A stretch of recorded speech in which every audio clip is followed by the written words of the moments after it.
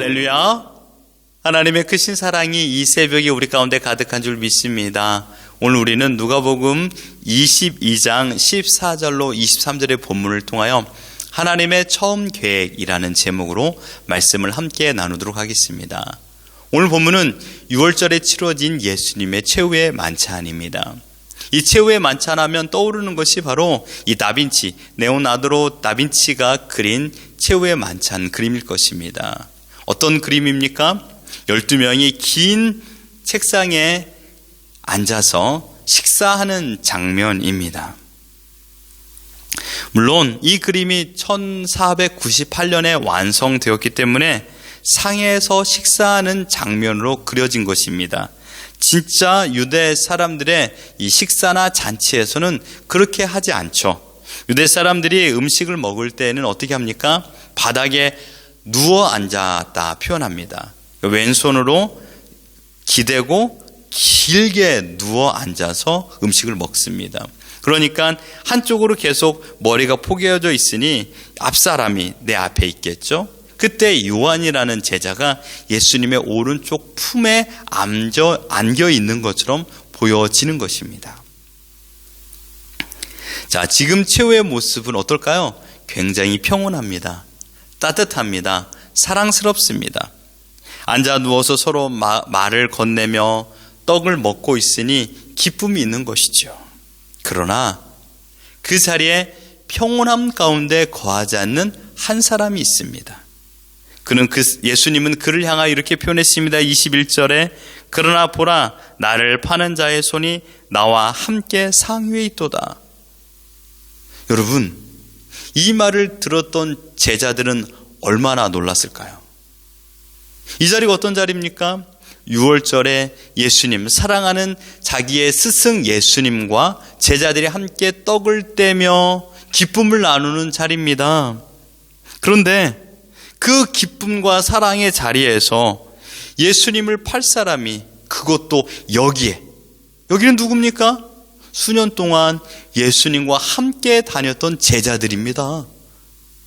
만약에 대제사장과 서기관의 무리들이 지금 우리를 쳐들어와 날 잡아갈 것이다 라고 말한다면 이해될 수 있겠지요.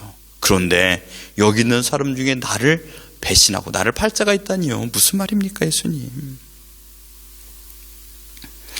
오늘 본문의 이 병행 구절인 요한복음 13장에서는 이 사실이 조금 더 구체적으로 기록되어 있습니다. 21절로 30절의 말씀을 간단히 요약하면 베드로가 그 말을 듣고요, 예수님 곁에 누워있는 요한에게 손짓을 합니다. 야, 그게 무슨 말인지 한번 물어봐라. 요한은 이내 알아차리고 예수님께 묻습니다. 주여, 그 사람이 누굽니까? 예수님이 대답합니다. 내가 떡 한 조각을 찍어 주는 그 사람이다. 그 다음에 보면요, 주님께서 말했던 그 사람, 그 제자가 가룟 유다인 것을 제자들은 아무도 모르고 있습니다. 사실 만찬에서 떡 한 조각을 찍어서 주면 그 떡을 받는 사람은요, 영광입니다. 왜요? 만찬상의 주인공이 베푸는 은혜이기 때문입니다. 그런데 지금 내가 떡 한 조각을 찍어다가 주는 자가 그니라 라고 요한에게 일러주었고, 그대로 주님께서 하셨습니다. 그 결과 27절에 보면 조각을 받은 후 곧 사탄이 그 속에 들어간지라. 이에 예수께서 유다에게 이르시되 내가 하는 일을 속히 하라 하시니 라고 말했습니다. 여러분, 지금 예수님께서는요, 이 모든 것을 다 알고 계십니다. 제자들이 어떤 마음을 가지고 그 6월절 만찬상에 앉아있는지 제자들의 마음도 알고 있었습니다. 뿐만 아니라 가룟 유다의 마음 또한 알고 있었습니다. 그래서 지금 유다에게 마지막 경고를 하고 있는 것입니다. 내가 지금 나를 잡아 넘기려고 하지? 빨리 가서 그대로 하라 라고 말했던 것입니다. 여러분, 이것이 어떠한 명령일까요? 재촉한 것일까요? 아닙니다. 이것은 유다에게 회개할 수 있는 마지막 기회를 주신 겁니다. 영원한 멸망에서 돌이킬 수 있는 최후의 경고를 예수님께서 유다에게 하신 겁니다. 여러분, 주님은 가룟 유다 또한 아끼는 사랑하는 제자였습니다. 그러나 유다 행동은 어떻습니까? 회개가 있었나요? 아니요. 주님의 사랑의 메시지에도 불구하고 그는 끝까지 자신의 뜻을 고집하며 주님 곁을 떠났습니다.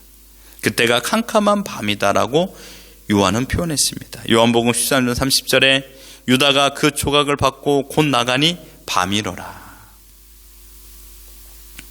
가룟 유다의 인생은 처음부터 밤이었습니다. 어둠이었습니다.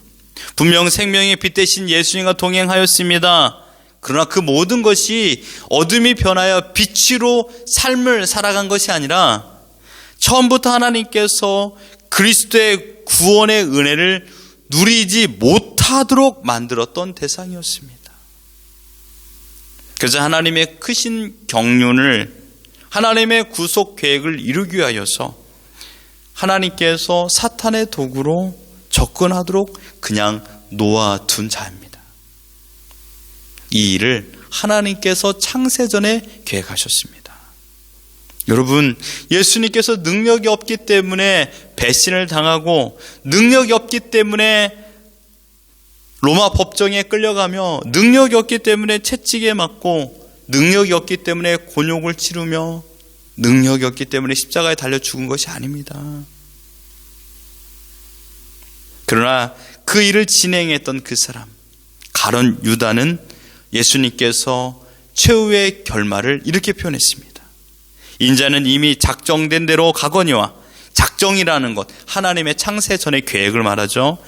인자는 이미 작정된 대로 가거니와 그를 파는 그 사람에게는 화가 있으리로다.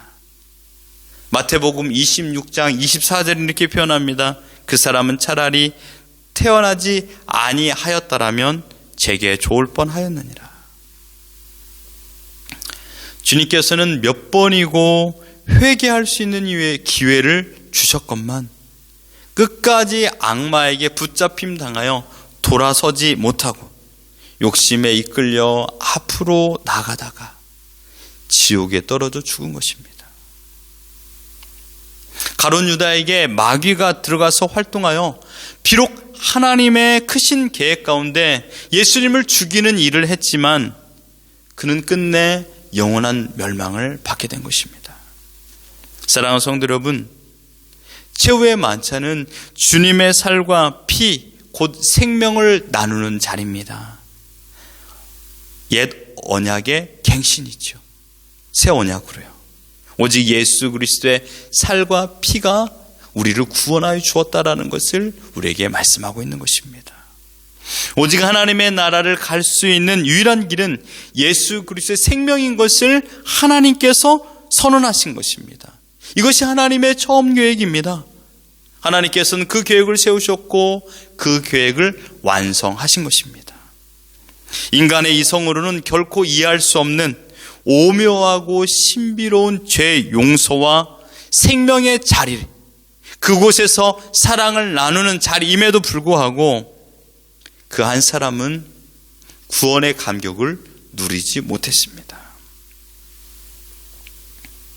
우리는 매일 주님을 배반하고 주님의 뜻을 따르지 않고 살아가는 연약한 존재입니다. 매일 다짐하고 다짐하지만 내 속에 불타오르는 욕심과 정욕은 나를 삼킬 만한 힘을 가지고 있습니다. 여러분의 눈과 귀와 마음을 여러분 스스로 지킬 수 있다라면 왜 성령 하나님을 우리에게 보내주셨겠습니까? 우리의 힘으로 아무것도 할 수 없다라는 말입니다. 그래서 날마다 성령 하나님을 의지하여 주님의 뜻대로 바로 살며 하나님을 더욱 사랑하고 내 마음이 요동하지 않도록 나를 지켜나갈 수 있도록 성령 하나님을 의지하며 살아가도록 인도하여 주셨습니다. 우리는 이 사실을 알고 이 사실을 믿음에도 불구하고 또 넘어지는 연약한 존재입니다. 우리도 가룟 유다와 다를 바 없는 죄인 중에 괴수입니다. 오늘 불렀던 찬양처럼 하나님의 은혜로 이 쓸데없는 자 왜 구속하여 주었는지 난 알 수 없습니다. 왜 하나님께서 나를 선택하여 주셨는지, 나를 구원의 감격 가운데 인도하여 주셨는지 난 알 수 없습니다. 이 놀라운 은혜를 어떻게 받았는지도 알 수 없습니다. 하지만 우리가 하나님의 백성이라고 말할 수 있는 이유는 단 한 가지입니다. 장세전에 우리를 하나님의 자녀로 선택하여 주셨기 때문입니다. 이 일을 위하여 예수 그리스도께서 날 위하여, 나의 모든 죄를 위하여 십자가에 달려 죽으심으로 나의 모든 죄를 사하여 주셨고, 이 사실을 내가 믿을 수 있도록 그 믿음을 나에게 주셨으며, 그 믿음을 따라 매일마다 나의 잘못된 부분을 회개하며 살아갈 수 있도록 인도하여 주셨던 것이 우리가 하나님의 자녀라는 사실을 우리에게 말씀하고 있는 것입니다. 이것이 하나님의 처음 계획입니다. 여러분, 내가 무엇을 잘해서 나의 공로가 구원에 이르게 한 것이 전혀 아닙니다. 어제 하루의 삶을 생각해 보십시오. 나보다 더 선하게 살고 나보다 더 국가와 사회와 나라를 위하여 헌신하며 살아갔던 사람들은 무수히 많습니다. 만약 상대 평가를 하여서 선하게 살아간 사람 1억 명만 구원해 주신다라고 하나님께서 말씀하신다면 아마 우리는 그 자리에 포함되지 않을 수도 있습니다. 에베소 2장 8절과 9절의 말씀을 기억하십시오. 너희는 그 은혜에 의하여 믿음으로 말미암아 구원을 받았으니 이것은 너희에게서 난 것이 아니요 하나님의 선물이라. 행위에서 난 것이 아니니 이는 누구든지 자랑하지 못하게 함이라. 이 사실을 알 수 있도록 우리에게 보여주신 시청각 자료가 바로 십자가, 곧 예수 그리스도의 죽음입니다. 그리스도의 죽음은 우리가 믿어야 될 내용입니다. 그리스도의 죽음은 우리가 신뢰해야 될 신앙의 대상입니다. 주님의 죽으심 없이는 우리는 결코 살아갈 수 없는 존재입니다. 그러므로 그리스도의 제 대속의 죽음을 믿는 믿음은 나의 노력의 결과가 아닌 하나님께서 하나님의 백성으로 선택하여 주신 은혜의 표징입니다. 믿음. 하나님께서 나에게 이 믿음을 선물로 주셨기 때문에 이 모든 사실이 믿어지는 것입니다. 사랑하는 성도 여러분, 우리를 구원하여 주신 하나님의 은혜에 감사하십시오. 그 사랑을 완성하여 주셔서 십자가에 달려 죽으신 예수님을 사랑하십시오. 날마다 성령 하나님의 인도하심에 따라 순종하십시오. 지금 떠오르는 하나님의 말씀이 있습니까? 생각난 하나님의 말씀이 있습니까? 그것은 지금 나에게 꼭 필요한 말씀이기 때문에 성령 하나님께서 나에게 감동을 주시고 깨달음을 주신 것입니다. 세상에 끌려가지 마십시오. 나에게 주신 그 말씀에 인도함을 받으십시오. 내 안에 정욕이 불리듯 일어난다 하더라도 내가 누구인가를 매일마다 기억하십시오. 나는 창세전에 선택받은 하나님의 백성인 줄 믿습니다. 우리는 앞으로 어떻게 어떤 인생을 살아가야 하는지 정확히 알지 못합니다. 요셉이 애굽의 총리가 되는 그날까지 그 여정을 요셉은 하나도 몰랐습니다. 그러나 끝내 하나님께서 세우신 계획, 하나님은 요셉을 애굽의 총리로 세우셨던 그 계획을 이루셨습니다. 우리가 궁중에 거할지, 밑바닥 인생을 살지, 부자로 살지, 가난하게 살지, 건강하게 살지, 육신의 공감을 가지고 살지 알지 못합니다. 그러나 한 가지 알 수 있는 사실, 우리가 하나님의 자녀로서 하나님 나라에 들어가 영원토록 살아갈 수 있는 존재라는 사실입니다. 최후의 만찬에 빛나야 할 것은 그 가운데 앉아 계신, 나를 위해 십자가를 지시며 피와 살을 찢기신 바로 예수 그리스도, 그분만 우리 눈에 보여야 합니다. 온 인류 역사 가운데 가장 위대한 순간은 십자가에서 죽으신 예수 그리스도이십니다. 그분의 죽음이 인류를 살렸습니다. 나를 살렸습니다. 나에게 영원한 생명을 주시기로 하나님께서 처음부터 계획하셨습니다. 이 계획을 내가 알기 때문에 오늘 하루 하나님께 감사하며 살아가는 겁니다. 원망과 불평으로 반응하지 마시고 어떠한 상황에서도 하나님의 뜻이 무엇인가를 생각하며 그 은혜를 찬양하십시오. 나 같은 죄인 살리신 그 은혜 놀라워. 잃었던 생명을 주신 그 하나님만을 찬양하며 오늘을 살아가는 우리 모두가 되기를 예수 그리스도 이름으로 축원합니다.